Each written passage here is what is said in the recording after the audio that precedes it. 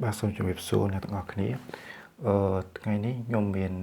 វីដេអូមួយផ្សេងទៀតទាក់ទងទៅនឹងការដោះស្រាយបញ្ហានៅពេលដែលយើងអត់ការងារធ្វើហើយយើងមានតែនៅផ្ទះដើម្បីគេចផុតពីការឆ្លងរីករាលដាលនៃជំងឺ COVID-19 នេះបាទហើយថ្ងៃនេះខ្ញុំបង្ហាញពីដំណោះស្រាយសម្រាប់បងប្អូនដែលគាត់អាចមានលទ្ធភាពក្នុងការធ្វើការងារពីផ្ទះបានគឺគាត់មិនចាំបាច់ទៅធ្វើការខាងក្រៅបានទេបាទគឺ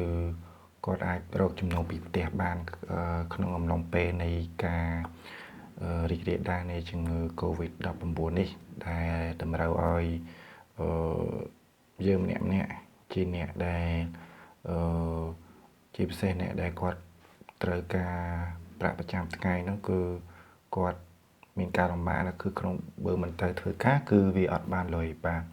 អញ្ចឹងថ្ងៃនេះខ្ញុំមានកលឹះមួយចំនួនដើម្បីអាចឲ្យយើងអាចដោះស្រាយចង់និយាយថាអាចរកប្រាក់បានខ្លះពីការដែលយើងនៅផ្ទះដោយសារការរីករាលដាលនៃជំងឺCOVID-19 នេះបាទទីមួយយើងយើងអាចធ្វើការលក់សម្ភារៈតែយើងមិនត្រូវការតែយើងមិនមានតែយើងដែលវាមិនចាំបាច់ហើយយើងត្រូវការលក់នោះយើងអាចធ្វើការលក់នៅតាមបណ្ដាញសង្គមដូចជា Facebook ឬក៏Telegram ឬក៏បណ្ដាញផ្សេងៗទៀតអាចធ្វើទៅបានឬក៏យើងអាចព្យាយាមតាក់ទងអ្នកលក់ដុំក្នុងស្រុកណាមួយដើម្បីធ្វើការលក់បន្តបាទធ្វើជាអ្នកលក់បន្តជាអ្នកចែកចាយបន្តហើយធ្វើការលក់ទៅតាម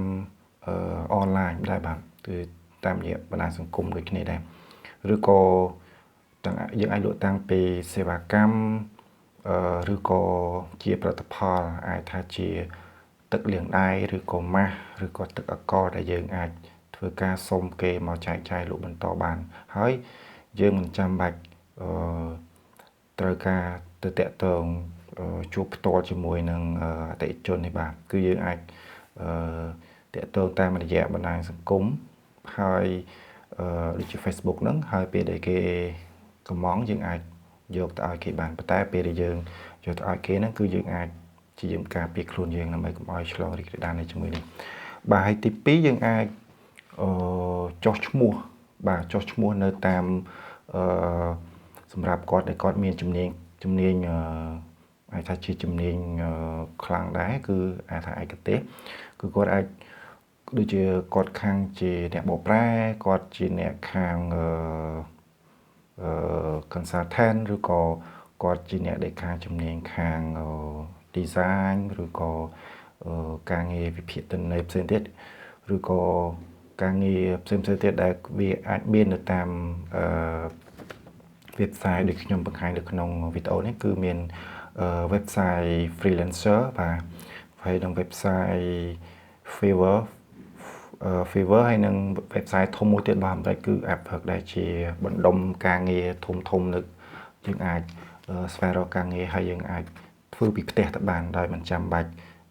យើងទៅធ្វើដាក់កន្លែងផ្ទាល់ហើយរាល់ការបង់ប្រាក់អីគឺវាអាចផ្ទេរតាមរយៈកុងធនាគារយើងបានបាទទី3យើងអាចធ្វើជាអ្នកសរសេរអត្ថបទឲ្យក្រុមហ៊ុនផ្សព្វផ្សាយពាណិជ្ជកម្មដែលគាត់ត្រូវការអ្នកដែលជំនាញក្នុងការសរសេរបាទគឺឯកសរសេរនៅអត្ថបទផ្សេងតាក់ទងទៅនឹងការធ្វើទីផ្សារឬក៏របៀបអត្ថបទបែបផ្សព្វផ្សាយបាទអានោះគាត់អាចធ្វើការងារហ្នឹងទៅគាត់អាចរកកម្រៃបានពីផ្ទះដោយមិនចាំបាច់ទៅកន្លែងធ្វើការទី4គាត់អាចធ្វើការបង្រៀនសិស្សតាមរយៈអនឡាញគឺការបង្រៀនតាមរយៈអនឡាញគឺវាមានច្រើនទម្រង់បាទអាចបង្រៀនតាមរយៈកម្មវិធីឬក៏បង្រៀនតាមរយៈបណ្ដាញសង្គមឬក៏មានគេបង្កើតក្រុមអីផ្សេងទៀតបាន ចឹងគាត់អាចរកចំណូលបានខ្លះពីការងារបង្រៀនតាមអនឡាញហ្នឹងជាពិសេសគឺលោកគ្រូដែលគាត់ផ្អាកការងារឬក៏សម្រាប់ការងាររំពេលនៃការរីករាលនៃជំងឺនេះបាទហើយទី5គឺការងារទី5គឺគាត់អាចធ្វើតែបានគឺគាត់អាចចំណាយពេលក្នុងការសរសេរសៀវភៅឬក៏បកប្រែសៀវភៅពីអង់គ្លេសមកខ្មែរហ្នឹងឬក៏សម្រាប់លក់ឬក៏គាត់អាចបកប្រែឯកសារឲ្យក្រុមហ៊ុនផ្សេងតែនៅក្នុងស្រុកឬក៏ក្រៅស្រុកបាទគាត់អាចធ្វើការបកប្រែឯកសារបានគឺថាខ្ញុំបកប្រែឲ្យគេទៅគេពេលដែលគេ check មើលទៅវាអត់មានបញ្ហាអីគឺគេអាចទូទាត់ប្រាក់ឲ្យយើងបានបាទហើយការងារទី6គឺតកតងនឹងបងឬក៏បងប្អូនដែលគាត់ចេះទៅសេ website បាទគាត់អាចធ្វើ website ឬក៏តកតងក្រុមហ៊ុនណាដែលគាត់ត្រូវការធ្វើ website ដើម្បីបង្ហោះនៅលើអនឡាញបាទគឺដូចជាការធ្វើ website ឲ្យអង្គការឬក៏ក្រុមហ៊ុនឬក៏សាលារៀនអីជាដើមបាទគឺគាត់អាចធ្វើការងារទៅសេកូដ website នេះបានបាទហើយការងារទី7គឺគាត់អាចធ្វើការងារតាក់ទងជាមួយនឹងការកាត់តវីដេអូឬក៏ការងារ design ការងារ design គឺមានច្រើនគឺការងារ design logo ឬក៏ការងារ design ជា page banner ឬក៏ជាប្រភេទជា leaflet អីផ្សេងៗនៃគាត់អាចរកចំណូលពីផ្ទះដោយមិនចាំបាច់ទៅធ្វើការបាទហើយទី8គឺគាត់អាចផលិតជាវីដេអូខ្លួនឯងសប្តាហ៍គឺយើងឃើញមានគេផលិតវីដេអូលក់ដែរដូចជាតកតទៅមួយជំនាញក្នុងការគ្រប់គ្រងជំនាញក្នុងការទំនាក់ទំនងឬក៏ជំនាញក្នុងការលក់ទៅតាមអនឡាញឬក៏តកតទៅនឹងរបៀបរកចំណូលពីប្រភពផ្សេងបាទវាមានច្រើនអញ្ចឹងយើងអាចផលិត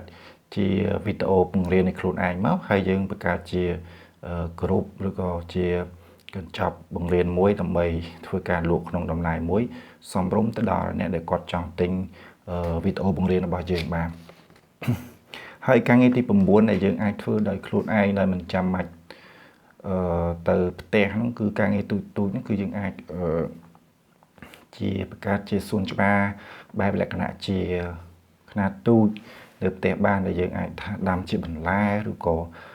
អ្វីផ្សេងទៀតដែលយើងអាចទាញប្រយោជន៍ពីផ្ទះរបស់យើងដោយមិនទុកឲ្យវាទំនេរអញ្ចឹងក្នុងអំឡុងពេលហ្នឹងយើងមិនអាចចេញទៅក្រៅប៉ុន្តែយើងអាចនៅតែមានន័យថាអាចដោះតឬក៏យើងអាចព្យាយាមបង្កើតចំណូលបន្ថែមបានអញ្ចឹងការងារពី1ទៅដល់9ហ្នឹងប្រហែលជាអ្នកខ្លះគាត់ក្នុងចំណោម9ហ្នឹងគាត់មិនអាចធ្វើបានទាំងអស់អញ្ចឹងវាអាចថា1ឬក៏2ដែលគាត់អាចធ្វើបានអញ្ចឹងហើយថ្ងៃនេះខ្ញុំគ្រាន់តែជាបង្ហាញពីគន្លឹះដែលខ្ញុំគិតថាវាអាចជួយសម្រួលទៅដល់បងឬបងប្អូនដែលគាត់អាចបង្កើតចំណូលពីផ្ទះបានបាទដោយមិនចាំបាច់ទៅធ្វើការវាមិនដឹងថាមេរោគហ្នឹងវានឹងត្រូវបានលុបចឹងថាកំទេចចោលឬក៏វាអស់នៅថ្ងៃណានេះប៉ុន្តែយើងអាចធ្វើម៉េចខ្លួនយើងត្រូវតែព្យាយាមការពារហើយនឹងតកតងជាមួយនឹងសេដ្ឋកិច្ចផ្ទាល់ខ្លួនហ្នឹងគឺយើងត្រូវតែរកចំណូលដើម្បីដោះស្រាយនៅជីវភាពប្រចាំថ្ងៃរបស់យើងបាទហើយបើសិនជាគាត់មានការងារ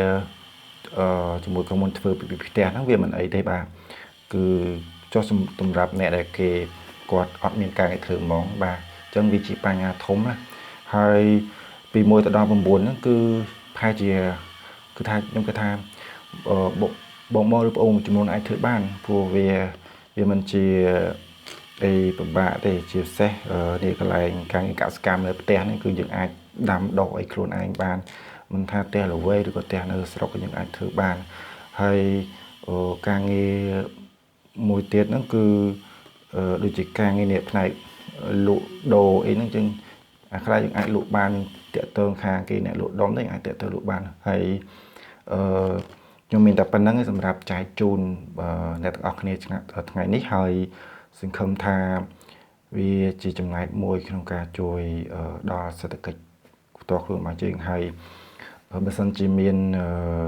ជាយោបល់ឬក៏ជាមតិស្អីអាច